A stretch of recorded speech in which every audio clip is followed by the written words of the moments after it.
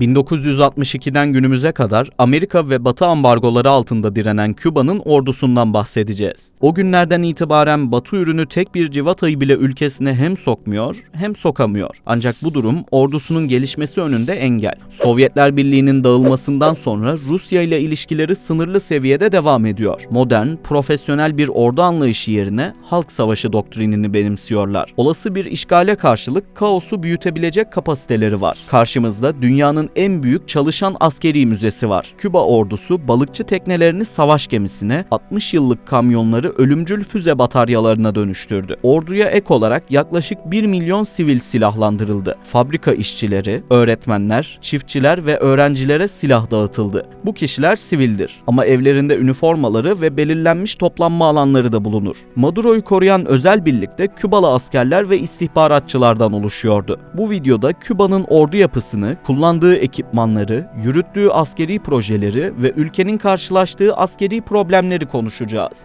GZT ailesi olarak 3 milyonluk dev bir topluluğa dönüşmeye sadece birkaç adım kaldı. Sadece bir sayıdan bahsetmiyoruz. Doğru habere, nitelikli içeriğe ve yeni nesil yayıncılığa verilen 3 milyon evetten bahsediyoruz. Hadi sen de bu hikayenin bir parçası ol. 3 milyon rozetini birlikte takalım. Keyifli seyirler.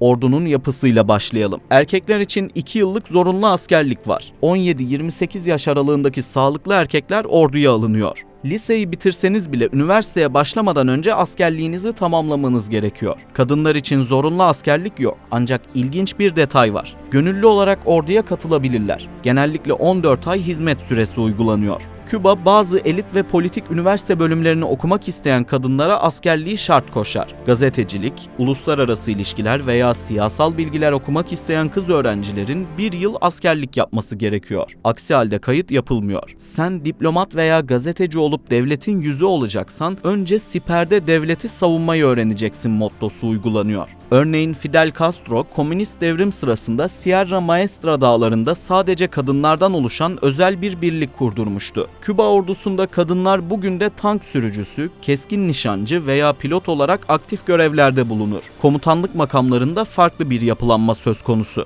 1959'dan beri ilk kez soyadı Castro olmayan ve asker kökenli olmayan bir sivil ordunun başkomutanlık makamında. Devlet Başkanı Miguel Díaz-Canel görev yapıyor. Fidel Castro ve kardeşi Raúl Castro ülkeyi yönetirken her zaman haki yeşil üniforma giyerken Canel ise takım elbise giyiyor. Ayrıca Devrimci Silahlı Kuvvetler Bakanı pozisyonu da var. Álvaro López Miera bu bakanlıkta bulunuyor. Ordunun fiili patronu ve en güçlü adamıdır. Angola ve Etiyopya savaşlarında bizzat cephede savaştı. Aynı zamanda Avispas Negras adı verilen Özel Kuvvetler Birliği'nin eğitim doktrinini şekillendiren isimlerden biridir. Bu kelime siyah eşek arıları anlamına geliyor. Bu birliğin üyeleri kırmızı bere takar. Karate, judo ve sokak dövüşünün karışımından oluşan Kyo adı verilen bir dövüş sanatı öğrenirler. Aslında bu birliği yakın zamanda duyduk. Hugo Chavez döneminden beri Venezuela Devlet Başkanlığı Sarayı Miraflores'i ve bizzat eski devlet başkanı Maduro'nun en yakın koruma halkasını oluşturuyorlardı. Genelkurmay Başkanlığı makamındaysa Roberto Legra Sotolongo bulunuyor.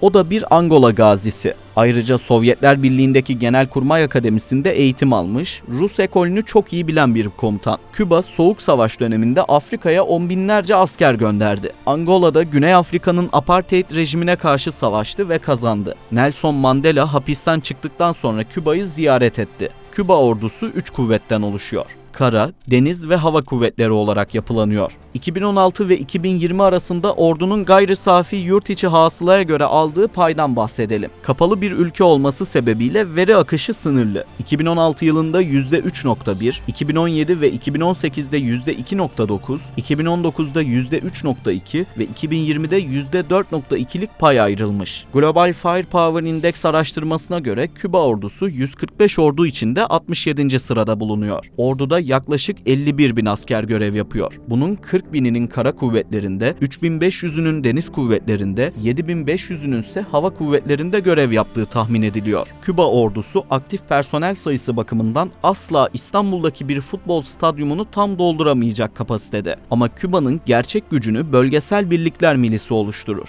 Ülke Amerika'nın olası işgaline karşı her daim tetiktedir. Yaklaşık 1 milyon sivil silahlandırıldı. Fabrika işçileri, öğretmenler, çiftçiler ve öğrenciler bu kuvvette görevlidir. Bu kişiler sivildir ama evlerinde üniformaları ve belirlenmiş toplanma alanları var. Herkes kendi sokağını, kendi fabrikasını savunmakla görevlidir. Düzenli olarak hafta sonları atış talimi yapar. Ordunun ekipman yelpazesine geçelim. Kara kuvvetleriyle başlayacağız. Küba ordusunun envanteri dünyanın en büyük çalışan Sovyet askeri müzesi gibidir. Ambargolar nedeniyle yeni silah alamadıkları için ellerindekini modifiye ederek hayatta tutar. Sovyet üretimi Makarov ve Stechkin tabancaları kullanıyorlar. Çekoslovakya'dan satın alınan CZ-52 ve Belçika üretimi 1935 Browning tabancaları da envanterde. Piyade tüfeği olarak AK-47 ve türevlerini tercih ettiler. Ayrıca Sovyetlerden kalan AS-Val tüfekleri de bulunuyor. 3 farklı anti-tank silahına sahipler. SPG-9,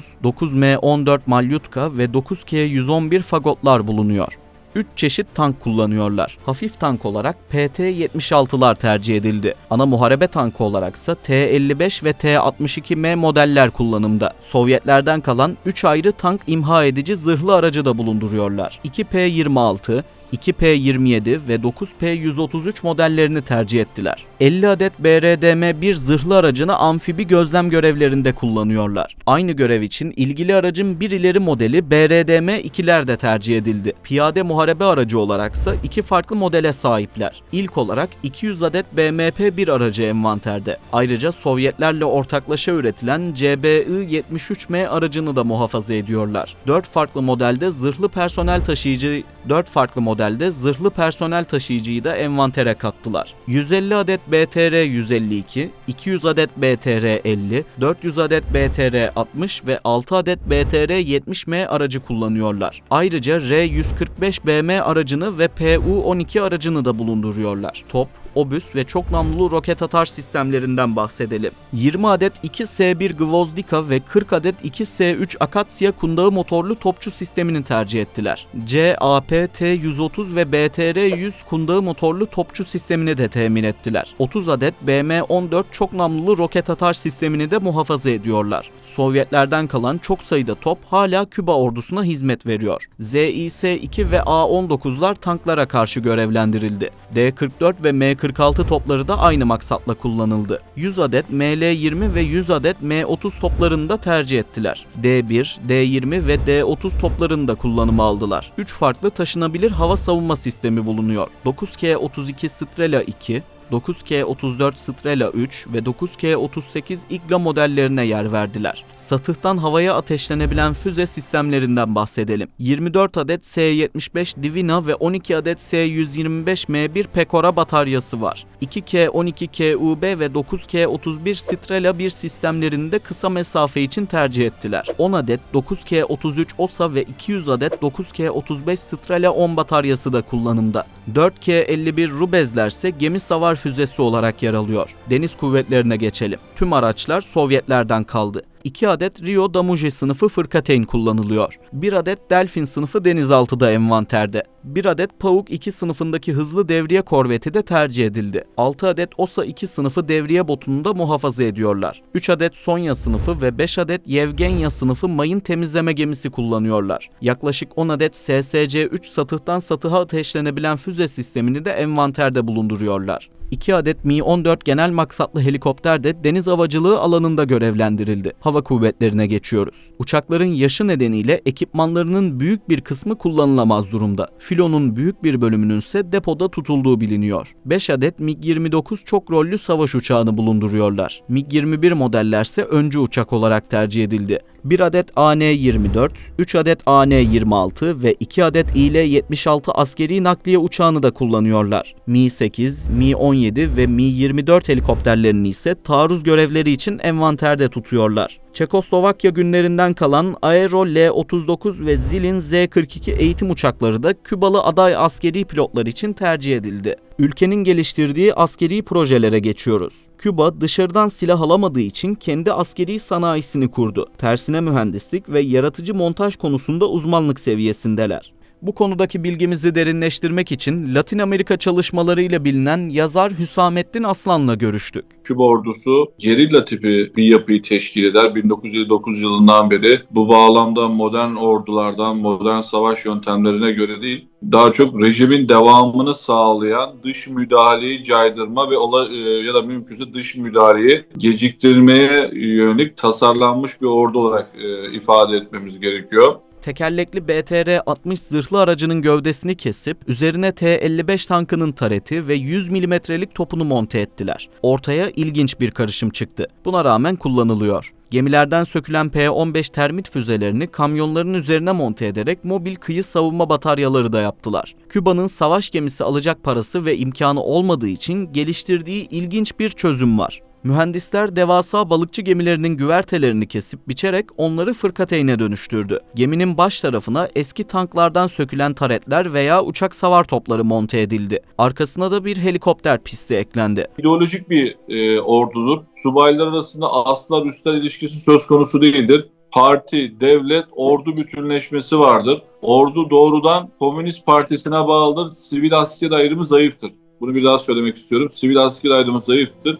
Bu yüzden ülkede ve Küba ordusunda istihbarat çok güçlüdür. İstihbarat sadece klasik anlamda askeri araç gereçler ve uygulamalardan ibaret değil. Ülkede GEASA diye tabir edilen askeri bir ekonomik holdingin de yönetimindedir. Yani ordu ülkede turizmi, lojistiği, liman yönetimi, havalimanı yönetiminden sorumlu. Ayrıca elindeki eski topları hareketli hale getirmek için Jupiter Kod adlı bir proje yürüttü. KRAZ-255B askeri kamyonların kasası kesildi ve üstüne M46 topları eklendi. Küba modern savaşın dronlar üzerinden döndüğünü fark etti ve bu alana yöneldi. Şu an için kamikaze dronlardan ziyade gözetleme ve el bombası bırakabilen küçük modifiye dronlar üzerinde çalışıyorlar. Eski Sovyet S-125 hava savunma füzelerini de modernize ettiler. Küba'nın askeri sorunlarına geçiyoruz.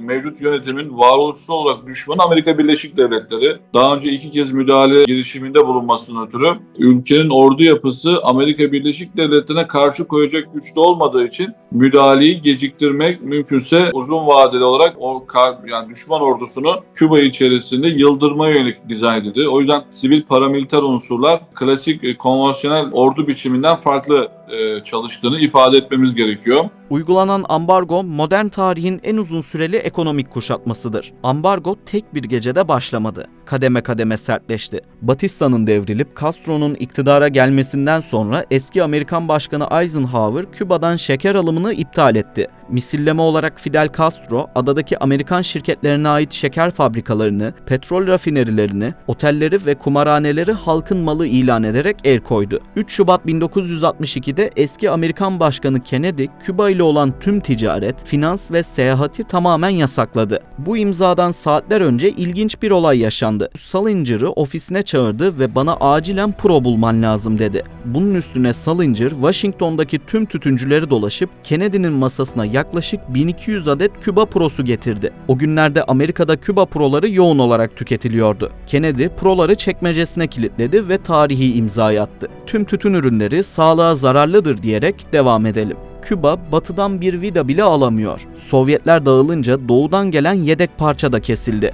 Obama döneminde kısmi yumuşama görüldü. Büyükelçilikler karşılıklı açıldı, uçuşlar başladı. 2015'te Küba terörü destekleyen ülkeler listesinden çıkarıldı. Obama ve Raul Castro Tampa Bay Rays ile Küba milli takımı arasındaki beyzbol maçını yan yana izledi. 2017'de Trump'ın ilk dönemiyle ilişkiler tekrar eski gergin seviyesine döndü. Ambargolar sebebiyle ordu dünyadaki gerçekleri yakalayamadı. Bu yüzden Küba ordusu siber savaş, elektronik harp veya gece görüş teknolojileri dünyanın 40-50 yıl gerisinde. Örneğin 2013 yılında Panama kanalında durdurulan Chongchongyang isimli Kuzey Kore gemisinde şeker çuvallarının altına gizlenmiş Küba'ya ait MiG-21 motorları ve radar sistemleri bulundu. Küba bunları tamir ettirmek için gönderiyorduk dedi. Venezuela ile de yakın ilişkilere sahipti. Venezuela'dan gelen ucuz petrolün azalmasıyla Küba ordusu tanklarını ve uçaklarını tatbikatlar için bile hareket ettirmekte zorlanıyor. Bu ilişki Hugo Chavez ve ve Fidel Castro'nun kişisel dostluğuyla başladı ama tamamen ticari bir takasa evrildi. Venezuela, Küba'ya bedelsiz veya çok düşük fiyatlarla petrol gönderir. Karşılığında Kübalı doktor, öğretmen ve antrenörler Venezuela'da görev yapar. Asıl takas edilen şey güvenliktir. Bu ekonomik ilişkiye karşılık Venezuela rejimini Kübalılar ayakta tutar. Eski devlet başkanı Maduro'nun en yakınındaki güvenlik ekibi Kübalılardan oluşuyordu. Amerika'nın kaçırma operasyonu sırasında 32 Kübalı ölmüştü.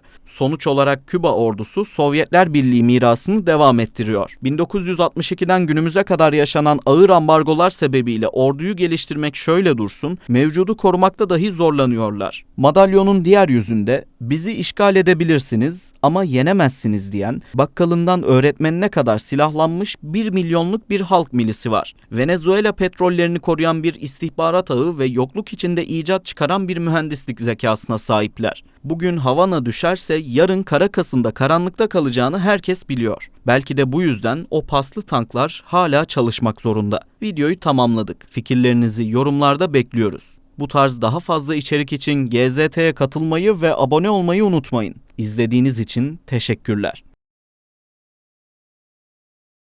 1962'den günümüze kadar Amerika ve Batı ambargoları altında direnen Küba'nın ordusundan bahsedeceğiz. O günlerden itibaren Batı ürünü tek bir civatayı bile ülkesine hem sokmuyor hem sokamıyor. Ancak bu durum ordusunun gelişmesi önünde engel. Sovyetler Birliği'nin dağılmasından sonra Rusya ile ilişkileri sınırlı seviyede